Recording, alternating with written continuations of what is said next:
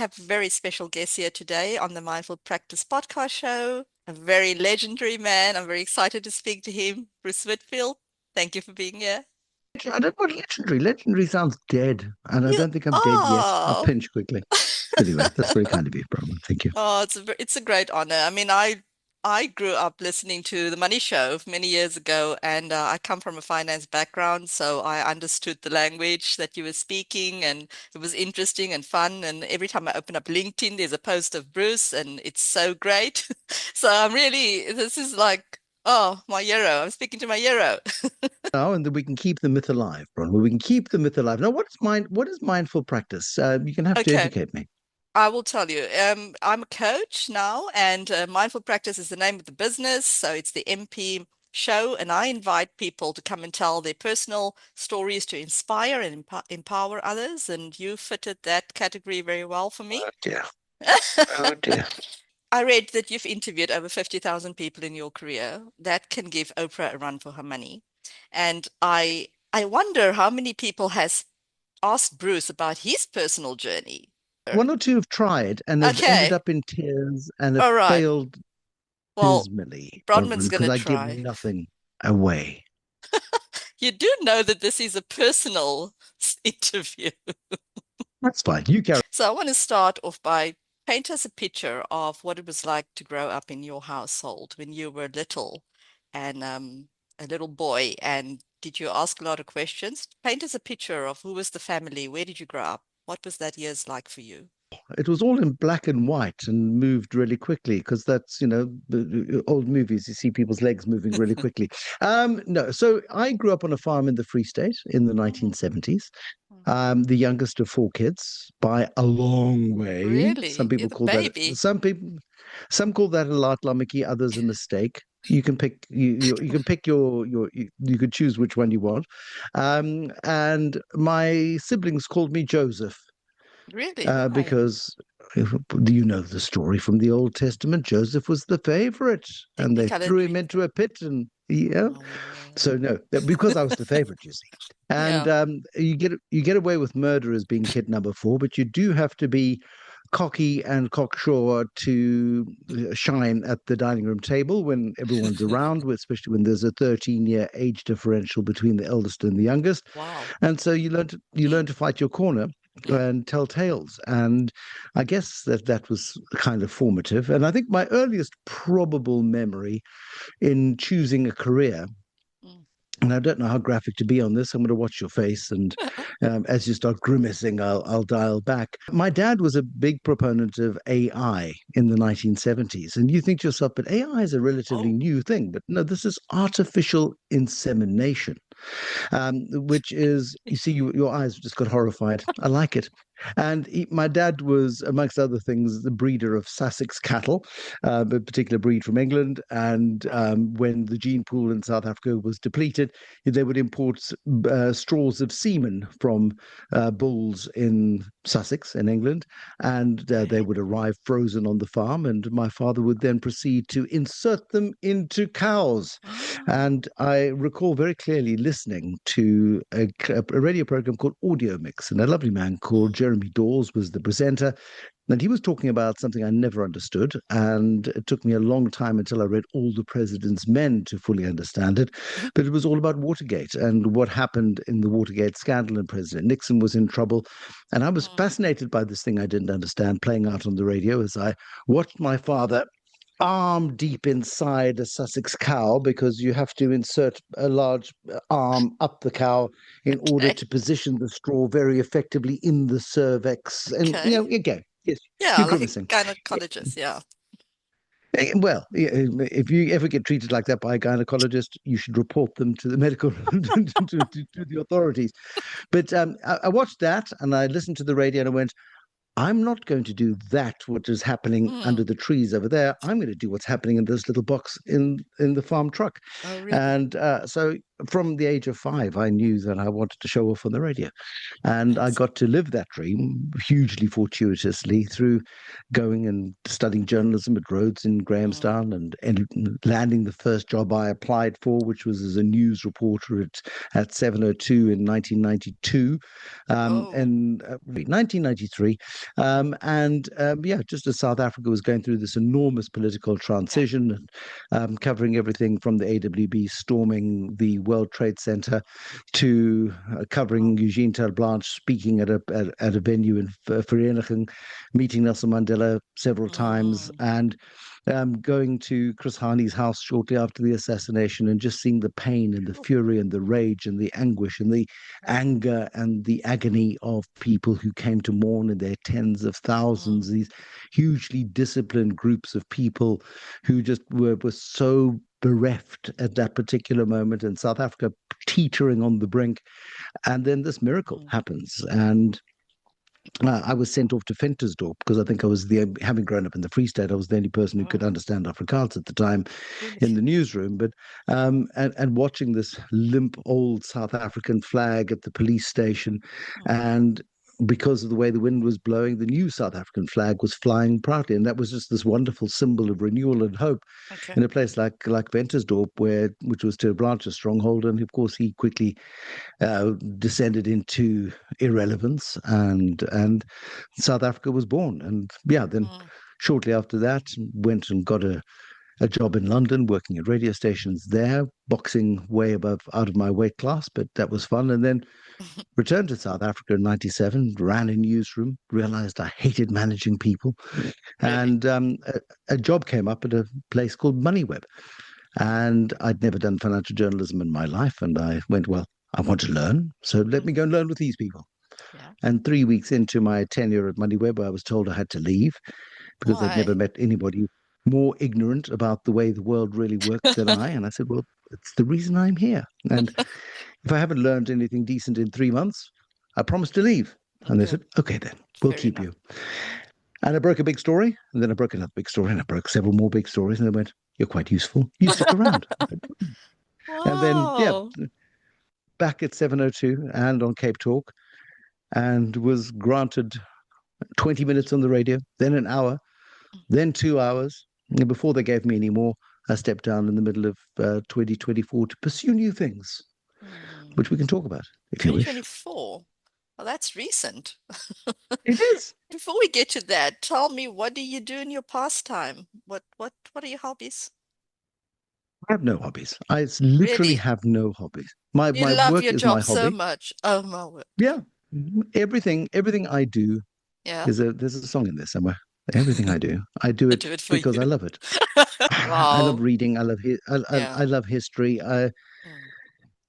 I take an interest in everything in the world around me. So anything I do, whether it's going into a museum I'm always looking out for signals or Okay. past signals, or what were people thinking at a particular period in time, and why were they thinking like Ah, that, and what were the consequences of it. And I I try to love connect that. dots You all connect the dots. I just want to time. say that you see patterns and you Mm. connect dots and you tell the story. That's why you're brilliant at what you do.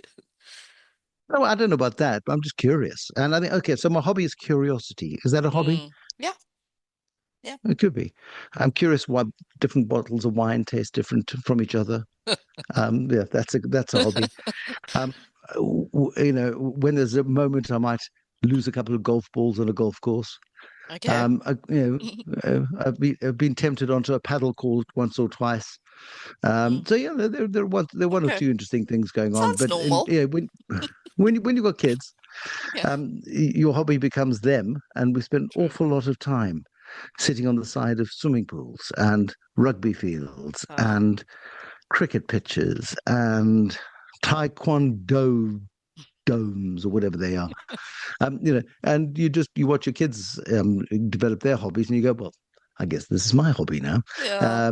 And yeah, you just schlep along, and occasionally, as the unpaid Uber driver, Oh gosh. live Yes. vicariously for a Taxi bit. mom. Yeah, Right here. exactly. Yeah. No. Wow. How many children do you have, Bruce? Too many. I'm sorry, did I say that out loud? I remember. I remember. So I started really late, and we had a first son 17 years ago, almost to the day, Okay. and and he was magnificent, absolutely perfect in every way.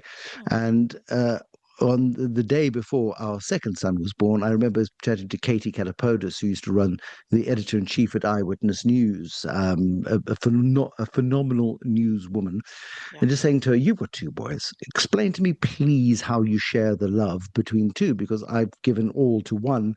Mm. And she said, "You'll find more. You'll find more." And I went, "I don't believe you."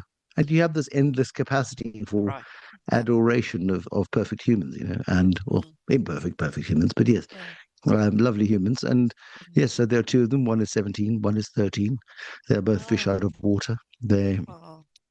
very successful nipper careers at Fishhook, Oh.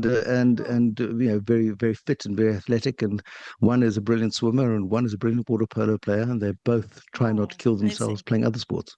Oh, Hmm. great. It's like fatherhood.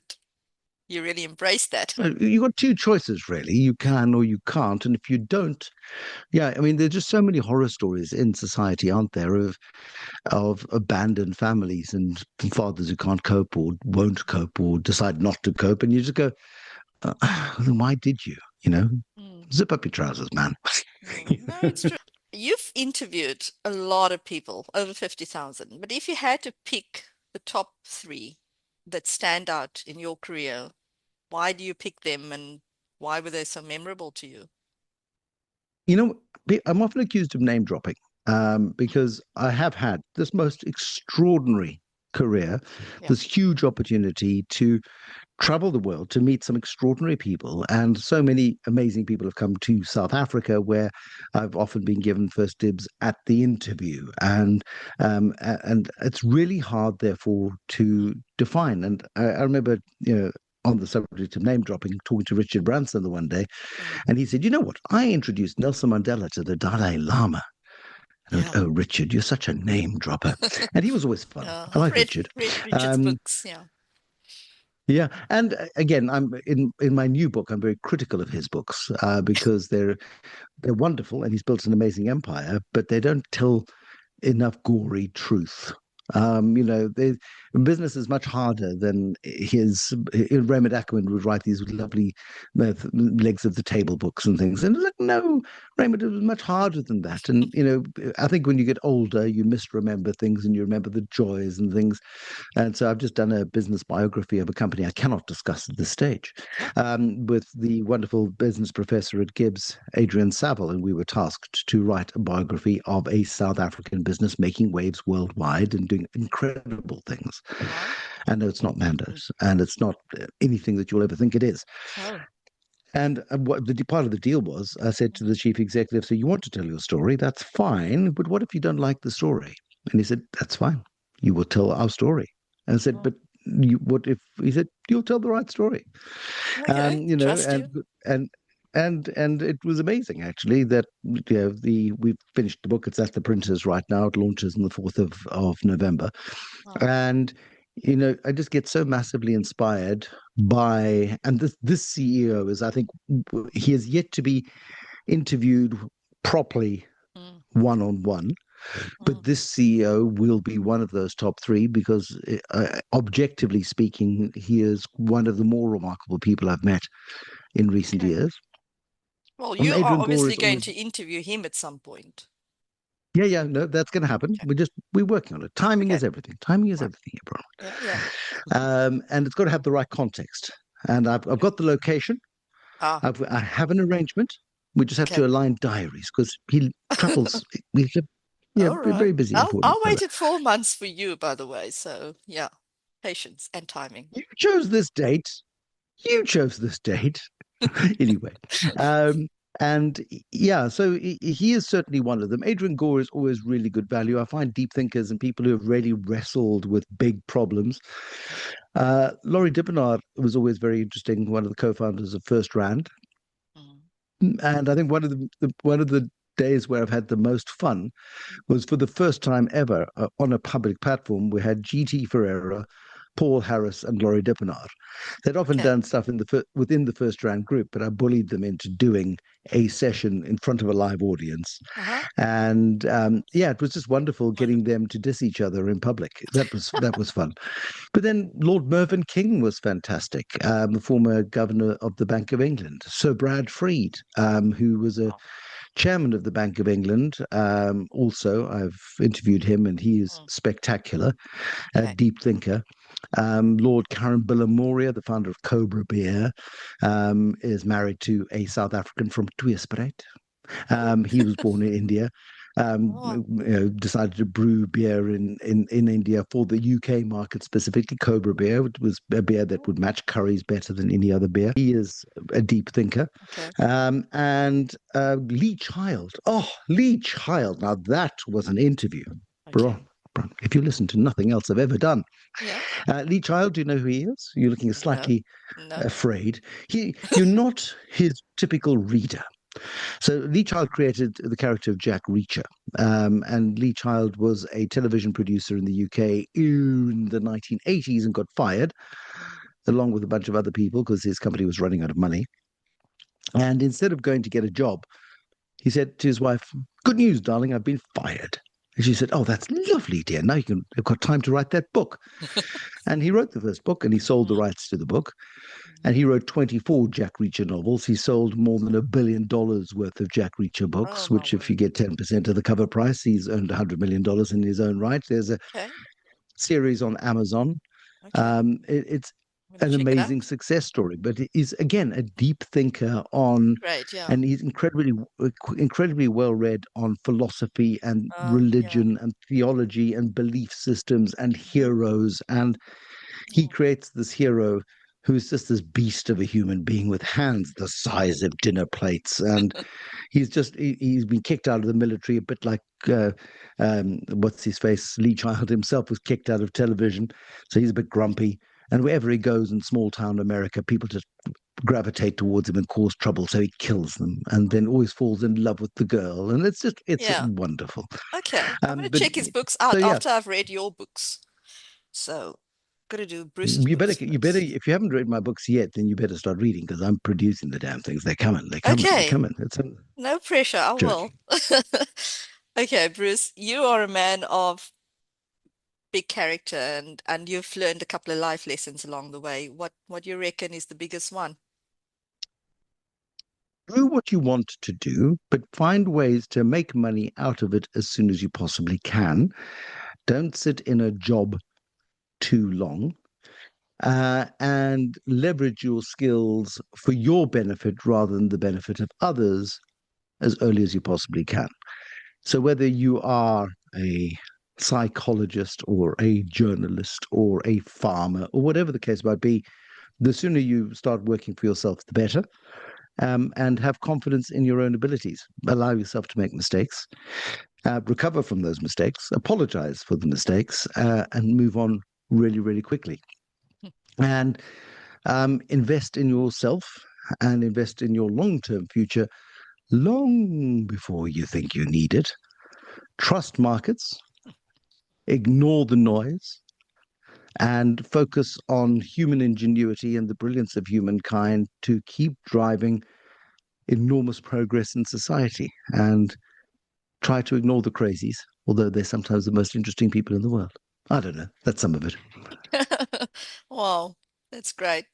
Can you tell Robbie me Brosen. about, There's another one. Robbie Brosen, okay, the not founder of familiar. Nando's. Ah, okay. I have, I love the adverts. exactly. But if you've ever seen a moth in a room where there's a candle and the moth goes to the flame, Hmm. Robbie Brosen is like that flame. And you walk, I spent some time one day, I bumped into him at the airport and he came bounding over to me and he's just got this most incredible energy. Hmm. Am I allowed to swear on your podcast? Yeah, go ahead. It's you, Bruce. Okay, but this is not me swearing. This is Robbie Brosen swearing because I don't know what this word means. But he came up to me and he went, "The world's fucked, eh?" And I went, "Robbie, I'm outraged." He goes, "And if you quote me directly." So I have Okay, used we've it got many, an many excuse times. to use that. Yeah. And it was in the first Trump administration, and he just went, "Yeah, America's gone mad." And it makes it makes us look not so bad. And it was just this wonderful effervescence that Robbie has. Okay. And when you go to the Nando's head office, which is in Lawrenceville, which is in Berea, which is just next to Hillbrow, it's not the nicest part of Joburg, but they've carved out this wonderful little oasis in the middle of Lawrenceville, and the area around them thrives Mm. because they support communities around that area. Because Mm. when your Yeah. community feels safer, you feel safer, everything works better. Yeah. Exactly. And I just walked through this industrious park where Tsepo Jeans is, and a whole bunch of small businesses. And as Robbie walks through there, showing me around at what they've done, Hmm. people are just coming to him saying, Robbie, can you connect me to this? Can you do this? Can you do this? Can you do this? And you Yeah. just, yeah, he's an amazing Feel that fixer and energy. connector Oh, of people. Yeah, absolutely. brilliant leader. Bruce, you've gotten an award recently, speaker award. I want you to This tell one, us a little. this one, Ah, well done. Congratulations for this one. beautiful. Tell us about that moment. What did it mean to you to receive that? I gave up a day of my holiday to go to an awards bloody thing in London. So no, I And was you on won. in no, it was incredible. Yeah. So yeah, again, when you're trying to break into international speaking markets, and I've been very privileged to do fairly well in the South African speaker market as a professional speaker, and have learned on the job to deliver keynotes and to Mm. structure keynotes and to get key messages going and to channel everything I know into value adding messages. Yeah. And I then, one of the things that was the best job I've ever had was the biggest constraint I've ever had. And that was 21 years of being on the radio between 6 and 8 every evening. And it was that thing where it was very limiting Yeah. and at the same time awe inspiring and brilliant. And I would never have changed a moment of it for anything. And the day I left the radio station was exactly a day earlier would have been awful, a day later would have been too late. Okay. It just, yeah, as it transpired, perfect timing. And I then went, right, I need to take these skills and learn to use them elsewhere. Yeah. And so I've been privileged enough to do some work in the Middle East and some work in Southeast Asia and some work in the United Kingdom.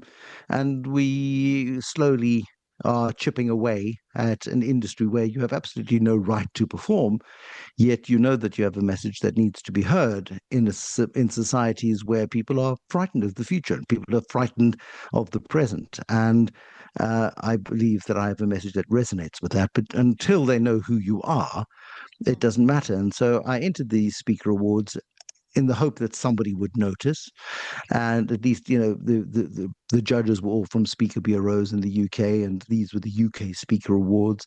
Yeah. And so I entered and then got a notification you're on the shortlist. And so we celebrated the fact that we were on the shortlist. And I was on holiday on the beautiful island of Mallorca, which is just off the Spanish coast, with my family, and got the notification that you need to be at a dinner on Friday night. And, you are shortlisted, so you have to be there. Yeah. And I was like, all right. And so jumped onto an EasyJet flight, got up at 4 o'clock in the morning, jumped onto a Wow. 6 a.m. EasyJet flight, landed in the UK at 9:30 Mm. in the morning. Got into a train, got to the conference venue, spent a day in sessions and speaker sessions and stuff. That evening, Oh. went to the gala dinner, had too much wine to drink, and then my name was called, and I went, sorry, you did what? And there's a photograph of me putting a face that is not my usual very handsome visage. And it was You just were this most shocked. astonishing moment. And I was very happy to be in the room because there's some really exceptional people there. Mm. And I just was so chuffed to be in this environment Mm. because I Well, felt like I'd found a tribe. And mm. it was amazing. And Well then the next thing I deserved. had to go up on stage and accept an award. And I was like, and there was just this look of horror, like, who is this person who's come and taken one of our awards? Really. And no, they were sweet. And yeah, it was just astonishing. And I Oh. Did you prepare a then, speech though? uh, no, thank goodness, no. At the professional speaking awards, you don't get a Mm. chance to speak because you might not Oh, stop. okay. Uh, and, Makes sense. and so I went to bed at about 2 a.m., got up at 4, onto a 6 a.m. flight Oh back my to word. Mallorca, and Celebrated. carrying the trophy in my bag to present at the breakfast table to my family, and they Oh, were all wonderful. terribly pleased. But yeah, the result of that, and the reason Mm. for entering these awards, and I've seen it being done by so many great entrepreneurs actually who enter the entrepreneur awards and things, because that, not that there was any money involved in this one, but sometimes those entrepreneur awards would give 10,000 rand or 100,000 rand grants or whatever it is, and that Okay. helped them build their businesses, and some great Oh, businesses have I got emerged one the like other that. day. It was 1,000 rand. Mm. Yeah, look, Happy hey, for that. every bit helps. Yeah. This has Wonderful. opened doors in Mm. speaker bureaus that weren't open before, and suddenly you start to feel a little frisson of activity, which wasn't there before, Of course. and so yeah, it's great. It's great. Yeah, it's great for your brand. It's great for the exposure. And It well, doesn't hurt. you're a legend, But so you should be there. Future I'm plans. hustling like a maniac. So, you know, there's book number one, The Ah, Upside of Down. oh, my Book friend was number telling me two, about that. Genius: How to Take Genius. Smart Ideas Global. Uh, I'm going Book to number read them. three, The Ooh. One Thing. Oh, I And think, this has turned into a really interesting idea, actually. So, yeah. the one thing was an idea I had. It was burning a hole in my head, and I never had Hmm. time to write it. Hmm. But Lesotho Kganyago, the Reserve Bank governor, gave a speech in July of 2021, and he went, "When everything is a priority, nothing is a priority." And that stuck in my head. Mm. And it is, I don't know, do you juggle? Juggle like balls. Yeah. I'm a Balls, mom. I oranges. juggle, yes. Okay, right. Good point. So, I mean, if you give me a ball, I can throw it up in the air and catch it. Give me two Mm. balls, I can catch them, and I can throw you one hand. Give me three, and I can actually juggle three balls at once. It's amazing. Throw a fourth ball into it, and all four will hit Yeah, the it's a ground, mess. Yeah. because I'm just incapable of doing it. Because then you have no idea which one is the Mm. priority. And Mm. so that struck me. And I went, how easy would it be if we focused in on just a few things to Yeah. fix South Africa? What would those things be? Mm. And you ask 100 different people, they'll give you 100 different answers. Yeah. What I did was I went to 100 different people and I said to them, "You've got 2 weeks. Think about this question and give me five." And they said, "Fine." And Okay. they all came back and they all contributed, except Mteto Wow. Nyati, because he was busy fixing ESCOM. So I forgave him. And got this most wonderful array of corporate leaders. And I deliberately avoided trades unions and politicians, Okay, great. because they have had their time and they've not used the time well. So it is time for a revolution in thinking. Mm. And I just went, if you were president for half an hour and you could do only one thing in that half an hour to positively impact the future of South Africa, what would it be? Okay. And I got, 10 main categories, but everything from early childhood development to education to Jacko Marie, the former chief executive of Standard Bank, picked a number. And it was it's a very nerdy thing, but Mm. investment to GDP number. And you've got to, in a society, you need at least 25% investment every year of your GDP. Otherwise, you go backwards. And so he said, if every decision you make in government takes you one step closer to achieving that goal, then you do it. If not, don't do it. Very simple. And that's the way you should measure your success. Mm. My brother, who lives in Gqeberha, is he's not an activist, he's a doer. And during COVID, he started filling the potholes in the road outside his house, and then Wow. he filled those. And so he then went around the corner and filled those ones. And then somebody from the Really? Herald took a picture of him and stuck him on the front page of the newspaper. And the local homeless shelter said, "Do you need help?" I said, "Yeah, sure." And so three homeless Wow. guys who lived in the shelter came and helped them, and they're still there today. And they get called on by the council in the city to go and fix To do problems that that. council Yeah. workers should fix themselves. And Amazing. one of the most astonishing things, if you've ever watched cricket, and the cricket ground is St George's Park, the Mm. prettiest little cricket ground in South Africa. It really is lovely, other than Newlands, of course. Mm. But it's a really lovely cricket ground. And then they've got something called the Duck Pond End, because there is actually a duck pond just outside the stadium, Mhm. in the park of St George's Park, which had become massively overgrown, where there were about 200 homeless people living, and they turned the park into a no-go zone. They didn't want anybody else in the park; they wanted to have it for themselves, and so this massive public space was not being used by Mm. anybody and wasn't being cleaned up. And so my brother and his helpers went in, and they started cleaning up, and gradually the homeless guys realized their time was up and they needed to find somewhere else to go. And this has become this massively usable public space once again. Crime rates in the area have Right. dropped, local businesses in the area Mm, have noticed, and so they've started funding mm. this project that my brother has headed up. And Wow. just people are beginning to use that space once again, so much so that Parkrun, for the first time, has allowed regular Mm. park runs to be held in St George's Park, which is this most astonishing public asset. And so, yeah, this Well belief that done. one person Wow. can Yeah. can make a difference, and people. Tens of thousands of South Africans wake up, grandmothers and community workers and people who volunteer their time, who simply want the place to be better than it is Yeah. and do it. And I think we need to celebrate those people and to highlight what they do and to encourage others to do the same. And just Mm. one thing at a time, One you thing at a gradually time. start to fix a society that is not functioning at its best. Yeah. 100%. That's good. That's a good story. I actually spoke to a friend of mine yesterday that said that she spoke to somebody that contributed to your book, but I don't remember his name. I'll have to ask her. But Emily, she met somebody that has contributed to your book at a lawyer's function.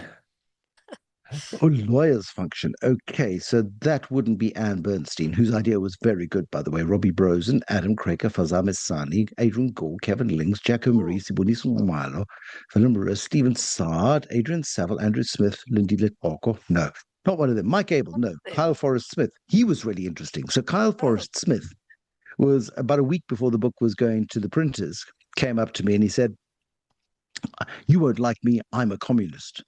And so I said, "I don't know. I mean, communists are perfectly likable people. They shouldn't just not be allowed to run anything."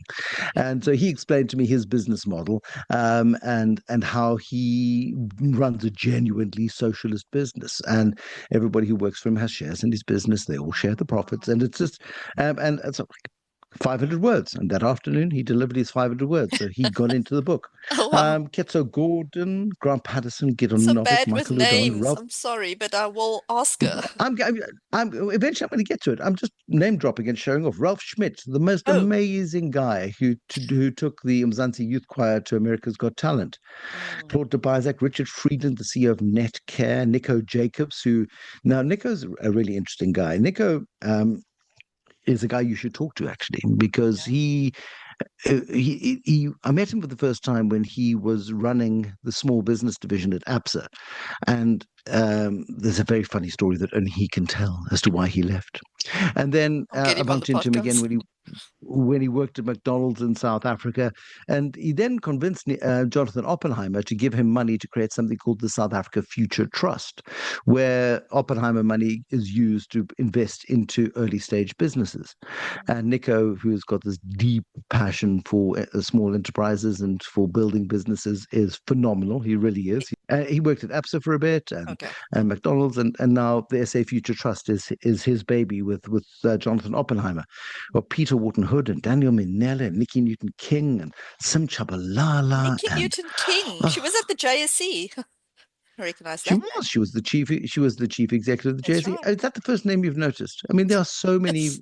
I mean, big names, big names, Oh, and people who are so generous with their time mm. and their energy and Oh, I'm gonna. contributed willingly to this book, including the head of Outer, and Wayne Divenage, and he came to the book launch, as did many of the contributors. And afterwards, he sang the praises of the book launch and the book and the ideas inside the book, and he was all very warm and fuzzy. And then Mm. he went, "Cheeky bucket didn't even write it himself. I got other people to do the Mm. work." Mm. Because and Clever. that the no, but the only way we're going to fix the country, frankly, is I love by that. teamwork, and Absolutely. truly getting Yeah. collaboration going. So anyway, so what's Collaborations. the point of the podcast? What The answer point did of you the need? I've lost podcast track. was the last part. Well, what are you doing now? Tell me, besides Oh writing yes. books.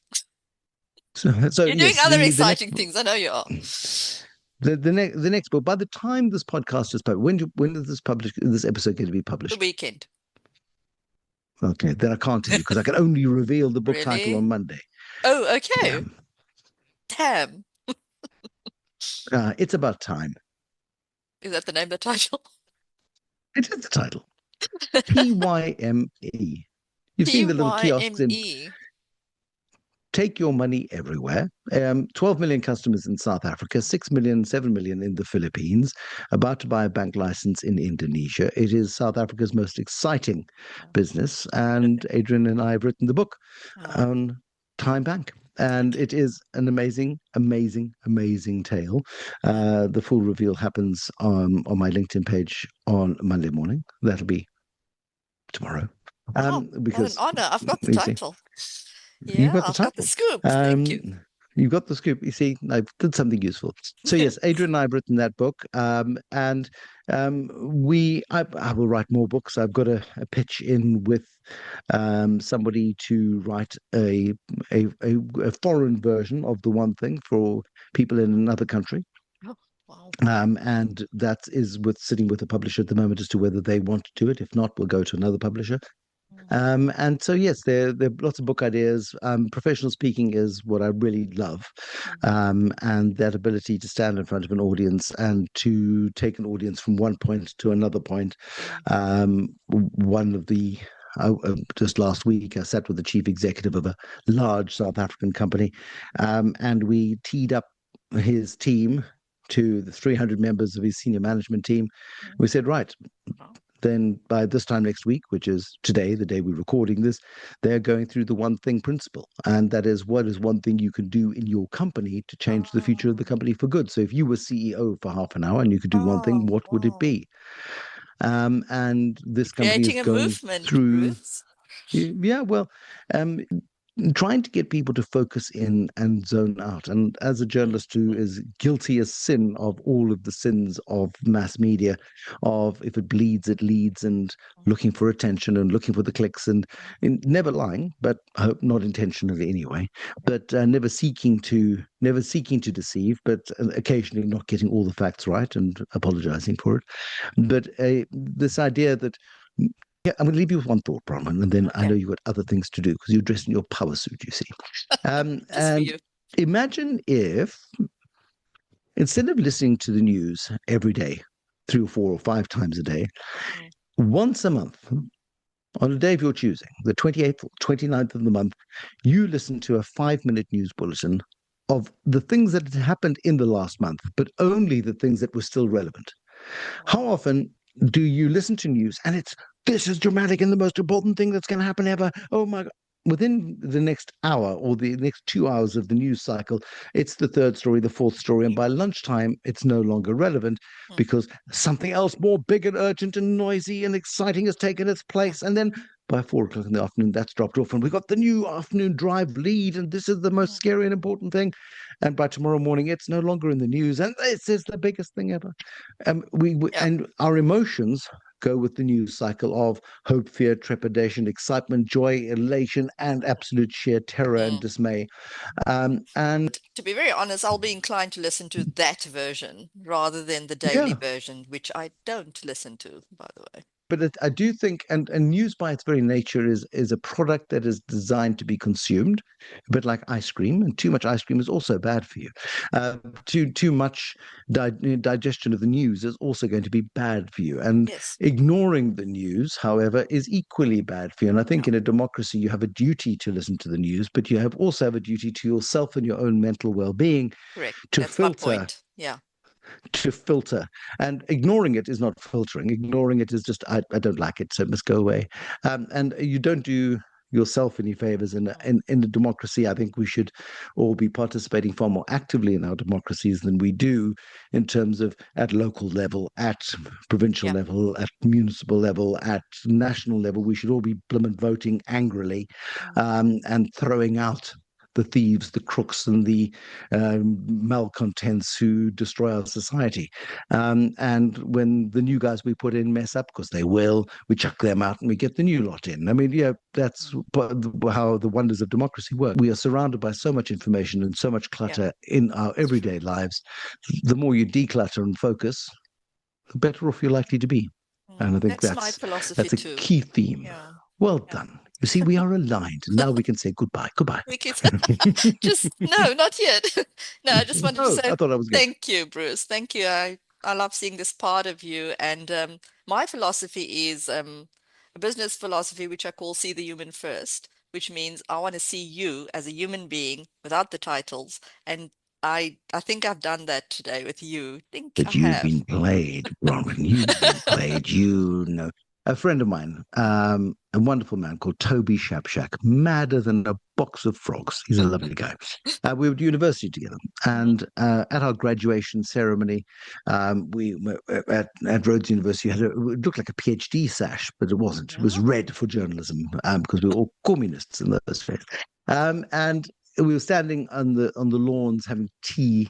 Parents were around, and this little woman came up and she stood and she looked quizzically up at me and she went, "Did you do journalism?" So I said, "Well, the sash." Yes, I did. She Yeah. goes, "Oh, you must know my son." And I said, "I probably do. It wasn't a very big class. Yeah. Who's your son?" She said, "Toby Shabshak." And I went, "Of course I know Toby." She looked at me and she went, "Nobody knows Toby." And she stormed off because nobody could truly know her wonderful son. Anyway, it was a Oh, funny thing, and we've yeah. reminded of her of Mm. this repeatedly, and she claims not to remember, but I bet she does. And so, yes, can you ever really I know know a anybody? little bit more of you. Not too much, but yeah. Thank you for Much allowing me safer, in.